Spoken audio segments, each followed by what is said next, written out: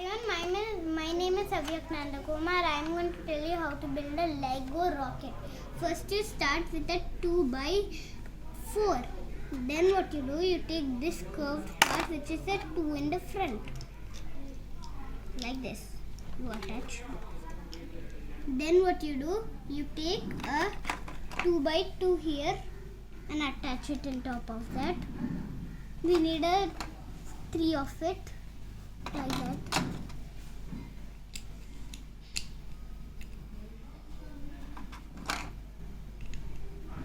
Then what you do, then you take this part like this. Then what you do, you attach it in top like this. And your rocket should look like this. Then what you do, you have to take a part like this. And you attach it in down like this. And you keep it like this. Now it should be like this. And then what you do, you take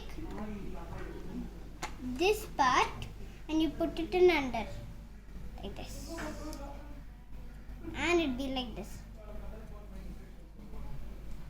And then you take a part like this and attach it down like this. And your rocket should look like this. And then what you do, you take a part like this and attach it like this.